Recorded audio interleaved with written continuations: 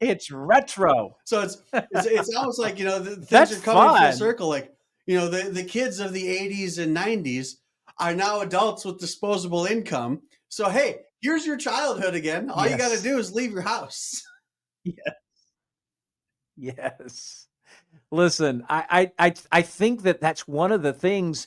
We grow up and we're like, okay, now we're adults and we have to, like Chris said, we have to produce, we have to do this. I tell you what, you also have to take care of your own soul.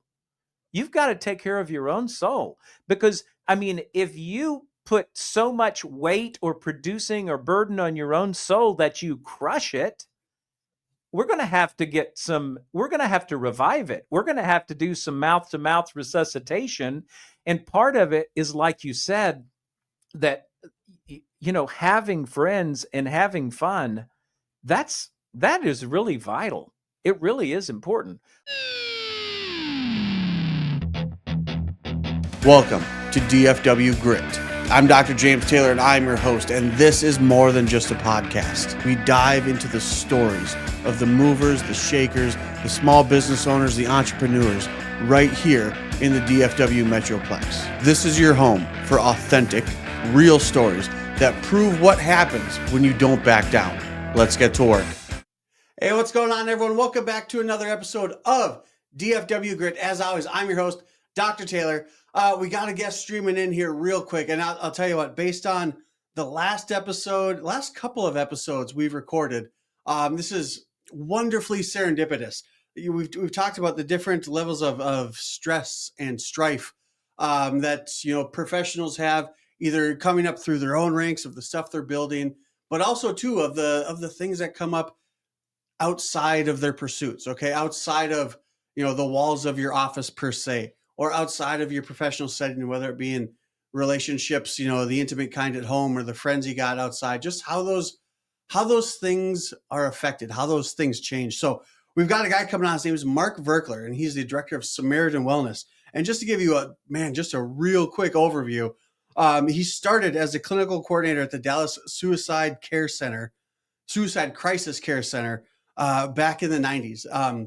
And man, that's a hell of a place to start when you're going off of a career of building people up. He did inpatient and outpatient care there. He also went into a little bit of private practices. And then late in the 90s, he was with Every Man's Battle, and he did workshops with them. In 2003, he started his own private practice. Again, going into workshops, doing weekend intensives, whether it's counseling, again, with professionals, with singles, with couples, marital relations, things like that. In 2009, he started Samaritan Wellness. Again, just building off of the workshops, putting on these conferences and stuff that he did. And again, I've mentioned this before in previous episodes, where there are signs there for us when things start to fall into place. They're with us routinely, but once you start seeing them, they start popping up all the time. In that, I didn't reach out to Mark. Mark reached out to me, and we scheduled this weeks in advance. And so what am I doing? I've got other interviews before him, and I've got other solo episodes and topics that I'd like to discuss before him. And then it just so happens that as these things pop to mind, I've got a counselor that wants to be on here. I've got somebody who deals with the mental aspects of all this stuff that comes as we're trying to level up, as we're working up this hill. So without any further ado, I'd like to introduce you to Mr. Mark Verkler. Mark, thank you for joining us, sir. Absolutely glad to be here, Dr. Taylor. Thanks for setting this up for us. Like I said in the intro, it's wonderfully serendipitous that you're here. I don't know. I know there's some episodes you haven't seen because I haven't released them yet, but it truly is. It's just I don't think there's any such thing per se as coincidences. There's all kinds of signs around us that seem to tell us if we're going in the right direction or wrong direction. And it's wonderfully appropriate, given a few of the past conversations I've had and the episodes we've done, that I now have a counselor on here to help elaborate a little more. So again, I appreciate your time today, man. I expect this to be quite exciting, or at least for me. I can't speak for everybody. Absolutely. I'm excited to be here. a quick rundown, on your bio here. But can you do me a favor? Can you put some meat on those bones? Can you just tell us where you are, what you do, and how you got there, man? What is your origin story more so than what I've already shared? Sure, I'd be glad to. Just briefly, I grew up in a home in rural Arkansas. My dad was in cattle and real estate, and so, I wasn't sure what I was going to do when I went off to college. I'd had a pretty good, scholarly career and school and all that. But I decided I'm not sure what to do. I'm going to go into real estate. I had family in the mental health field, but I'm like, oh, I'm not going to copy them. I'm going to go do real estate like my dad. So I go to the university.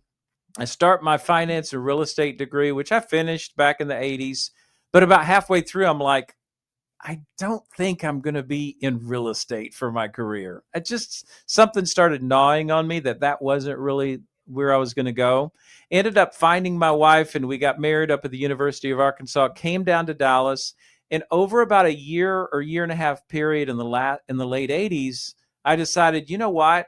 I really believe the things that I've seen in the mental health field and counseling and helping people, that I really wanted to go that way. So I go back and find out, what do I have to do to get a master's degree? At the time, there was only two or three options in the Dallas Fort Worth area Hmm. that were really viable. So I went back and got my master's degree. I actually got a master's of science in social work. My first job out was actually from my internship, like you said, working at the Suicide and Crisis Center. I was the clinical coordinator for the Dallas Suicide and Crisis Center. Really got my feet wet there. By that time, I was married, and by 92, we had our first son. We had a couple kids in the 90s, and then we adopted. We'll maybe talk a little more about that later.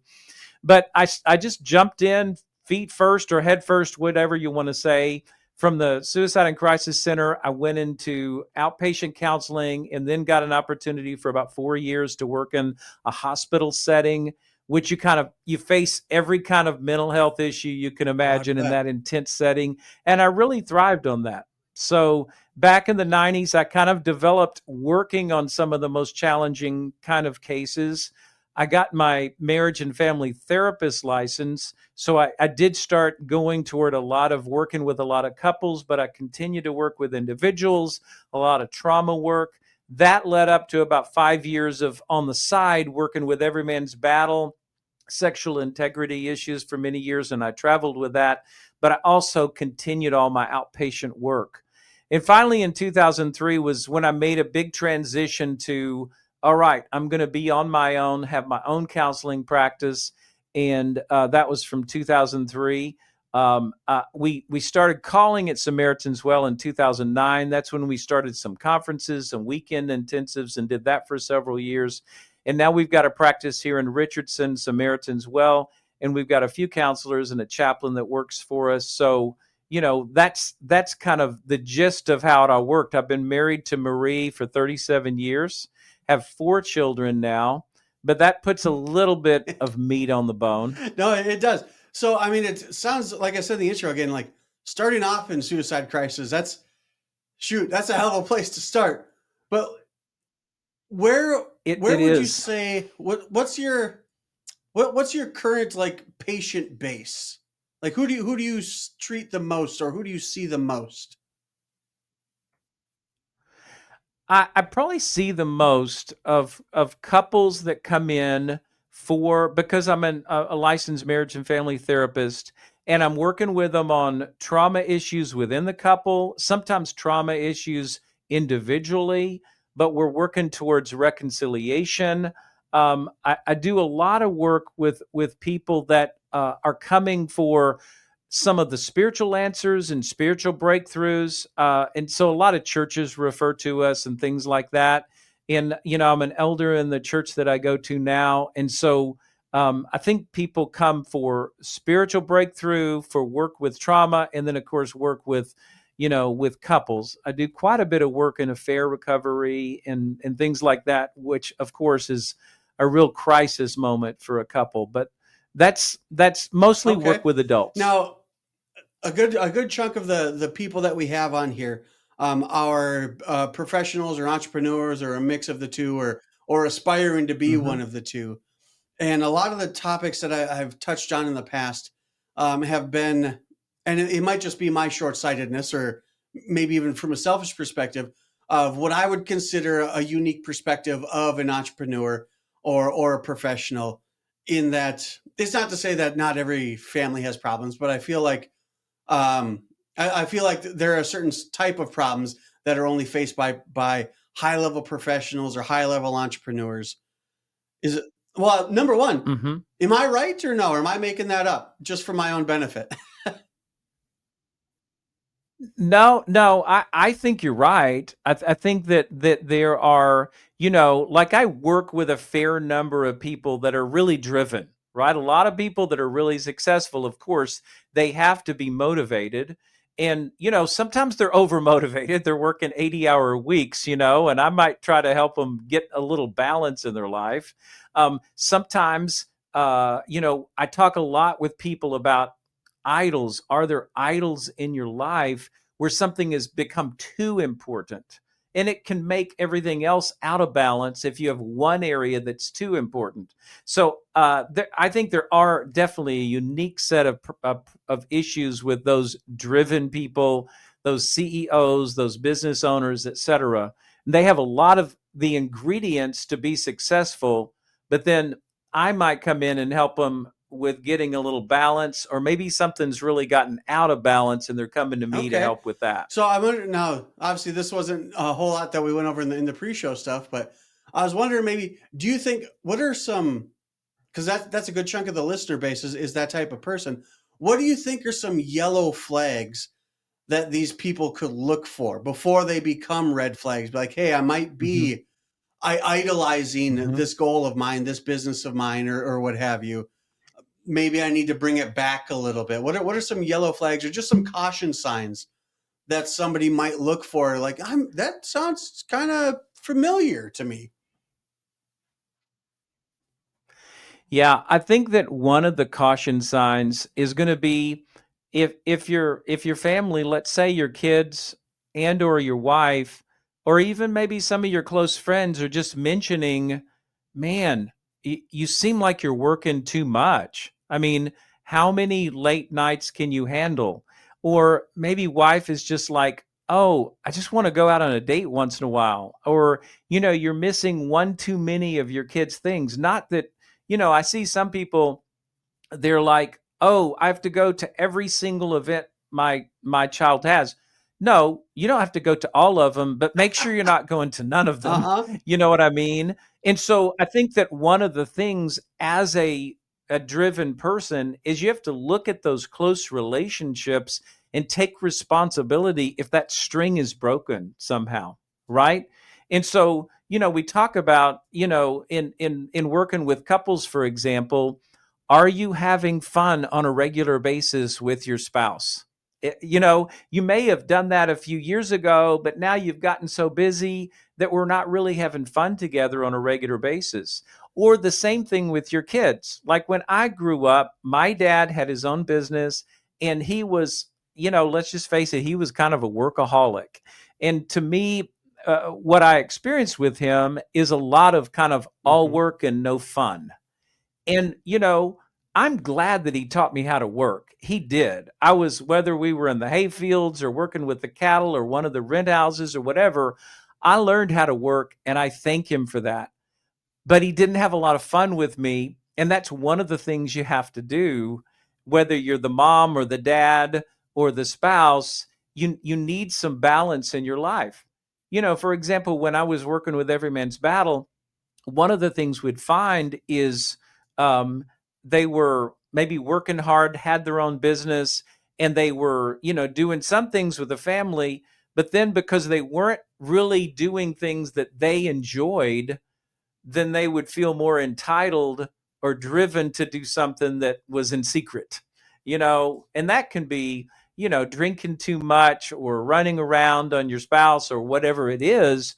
But a lot of that can come because you're not meeting legitimate needs. And so red flags could be my kids are complaining, or my friend notices, or my spouse is complaining that you're just doing too much. And sometimes, it's like, oh, well, a lot of business owners, the longer they work, the more they make. And so obviously it's really tempting to go, well, I got to keep the cash flow going, or I've got to build this business, but you have to continue to count the cost. And I think that's a big part of it, that I'll see people that, they need a reset because they've gotten to a place where, oh, I have spent so much of my energy and my life force on this goal that I've neglected some other That's things. interesting. You Does that mentioned something help? I in mean, there yeah, that I kind of like to dig in a little bit, and I think it can kind of tie into what you said there at the sure, end too. I've devoted so much of my life to this thing that I've neglected other things, and I can say, from a personal standpoint, I certainly fall into this category here. In that, you talked about how relationships get strained. But I want to take it outside of the house, beyond the intimate relationship. And one sure. thing that I see in Hmm. myself, and I certainly see in a lot of my counterparts, is a small or sometimes even absent circle of other friends. So you talk about every man's battle. Yes, And again, yes. no coincidences, but wonderfully coincidental enough, I have found recently a dad's group, North or Lone Star Dads here in North Fort Worth, and that seems like to be a Oh, sentiment that's wow. echoed a lot. It's weird, the sheer amount of posts on this Facebook group by dads going, "Hey, does anyone want to hang out?" is more than I would expect. Yes. Yes. Absolutely. And we've almost forgotten how to hang out with Yeah, our we have. friends. Right? We've almost forgotten. It's like, oh, well, I'm busy that night or I'm busy this week or whatever. And then you'll have maybe one guy that's trying to pursue it and three guys that are still caught up in all their busyness, not really acknowledging how important it is to make those connections.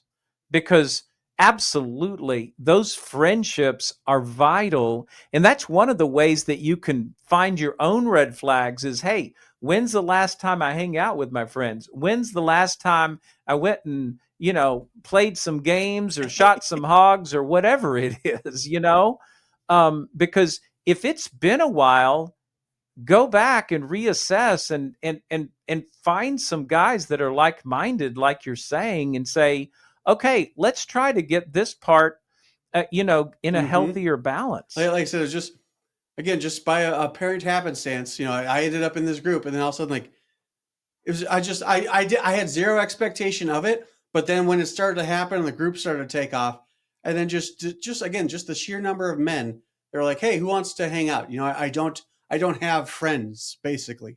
Um, It's again, I like an was. epidemic.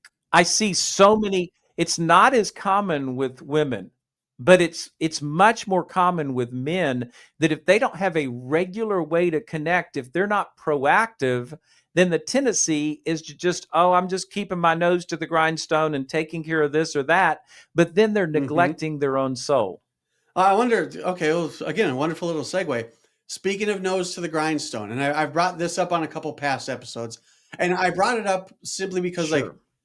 when it was said, like, it felt like it resonated with me. And being that I'm assuming a good number of my listeners are Mhm. kind of like me, I brought up a quip from Chris Rock. And in one of his stand-ups, he has this line Okay.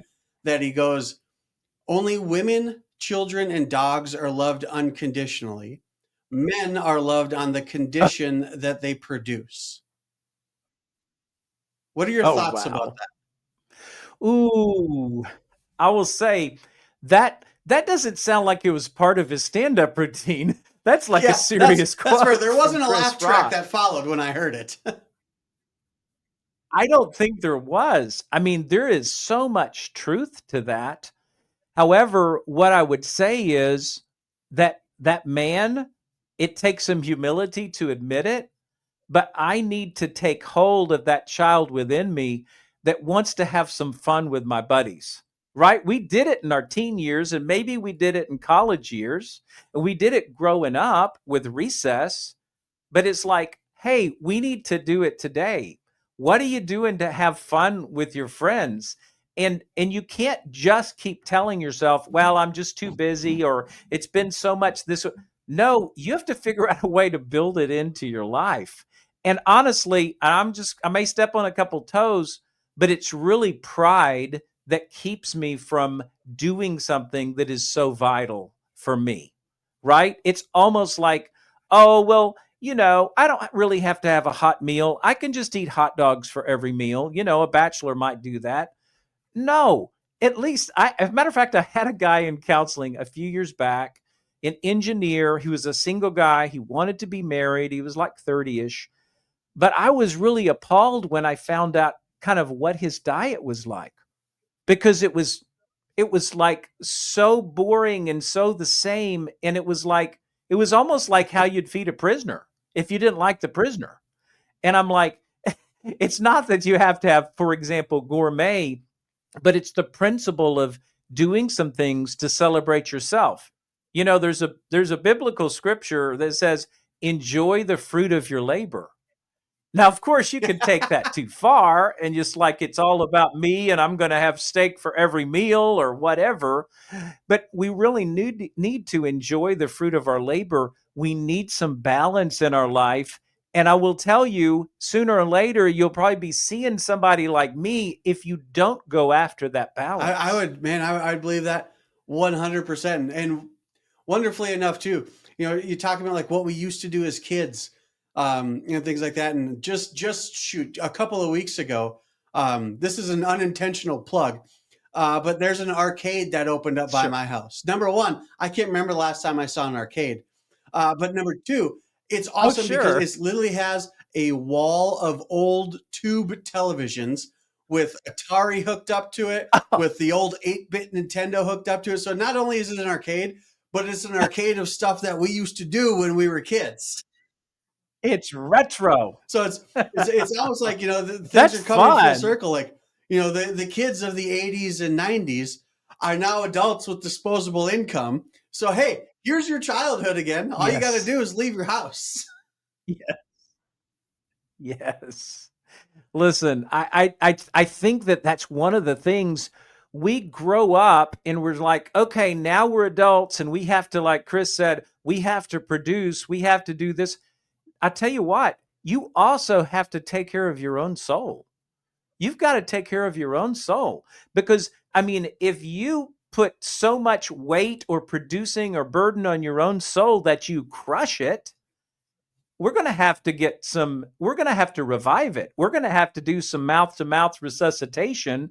And part of it is, like you said, that, having friends and having fun, that is really vital. It really is important. One of the things that when we left Every Man's Battle, my mentor, Joe Dallas, one of the things that he asked for a commitment is that you're going to do at least one fun thing every single week that you plan on and you look forward to.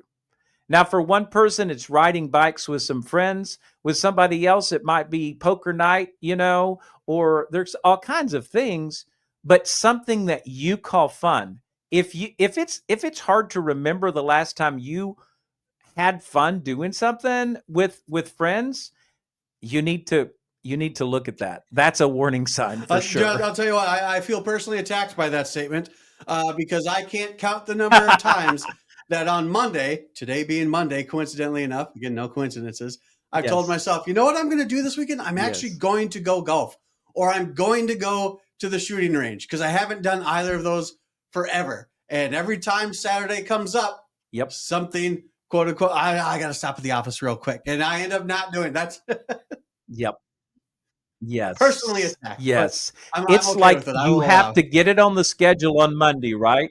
Call your friend on Monday and say, hey, can you play golf Right? at 3 o'clock Friday, right? It's taking that next step. I appreciate you saying that, because that's what so many guys do. And gals do it too. Don't get me wrong. I have women that come in here that have the same kind of profile, that they're so busy with their kids and even at home, and then they've got their career or their business, and so it's like, oh, I don't have time or room. No, you have to have some room to have fun, to be childlike. Dude, You this just was do. I'll tell you what, this is the quickest 20 minutes that I've had in an interview in a long time. And I think my favorite part about it is, again, in our pre-show warm up, if you will, I'm like, hey, I'm going to ask you 3 questions and we're going to riff on it, and it'll take up 20 minutes. I asked you 1 question and we didn't even hit the other 2. So with Right. that being said, was there any, again, since I basically only asked you 1 question, was there anything that I didn't Sure. ask that you would like me to, or was there any information that you would like to get out there that we didn't necessarily get a chance to touch on? Well, I will tell you one thing, and this might, people could maybe relate to this. Back when I was really busy. I was doing, the workshops, and I was doing a lot of outpatient counseling, but I was working for someone else, another company, right? I didn't have my own practice. um, I remember talking to, really, one of my mentors was the owner of that business. He had, his own mental health counseling clinic and everything, and he had built it up for 20 or 30 years. And I said, I'm really thinking about starting my own thing. I'm really thinking about starting my own practice.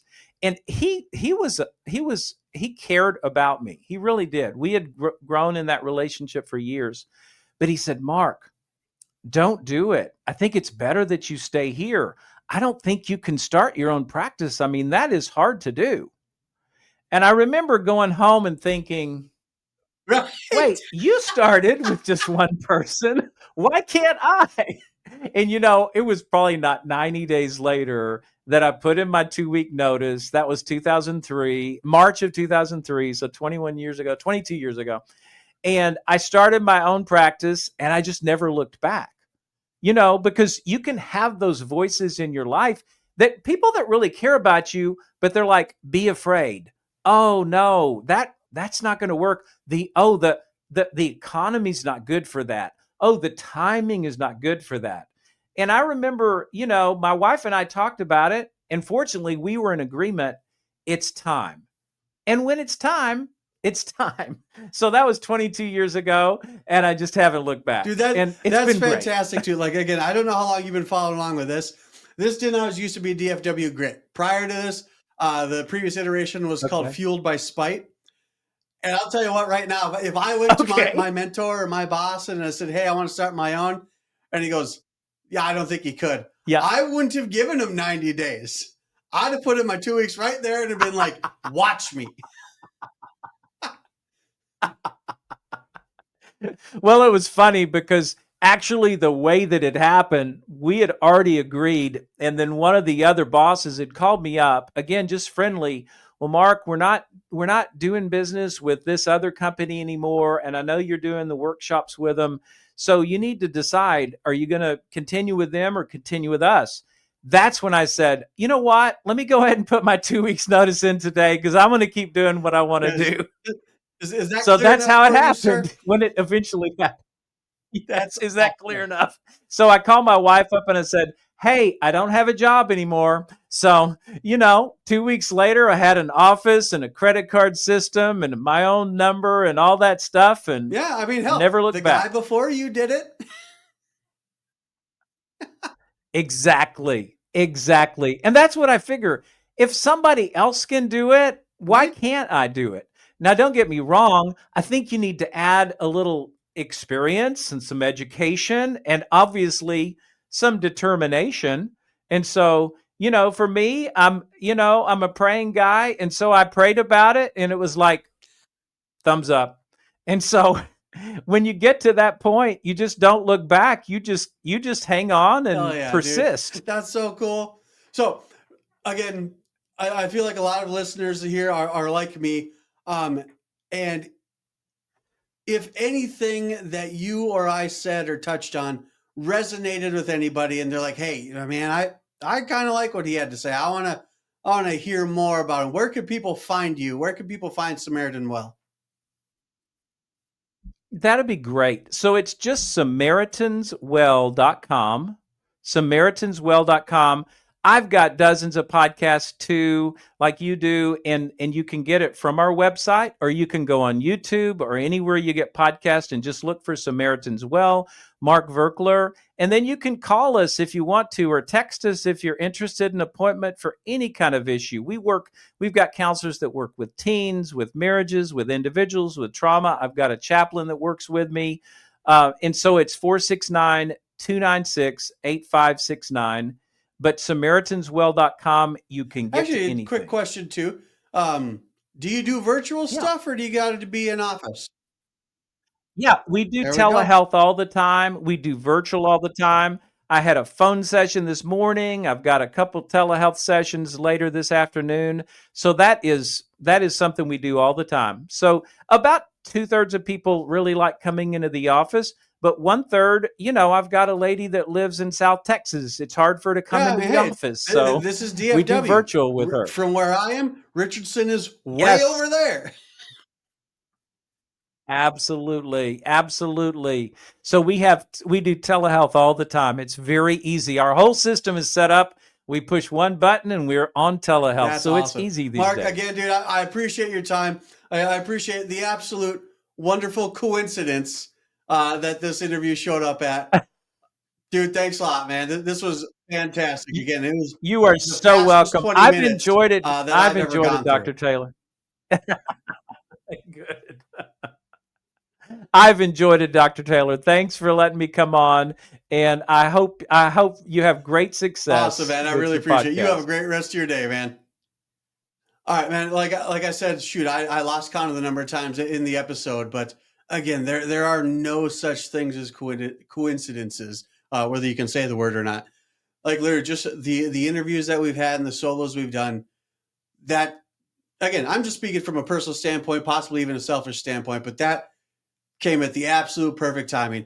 And dude, the personality on the guy was even more than what jumped off the paper. So again, if you got questions, if you have concerns, if you want someone to talk to, if you need someone to teach you how to find a friend, I'll tell you what, dude, I'd absolutely give that guy a call. So as always, you will learn more here by accident than elsewhere by design, right here on DFW Grit. As always, like, share, follow, tell your friends, and we'll catch you on the next episode. Thanks, everybody.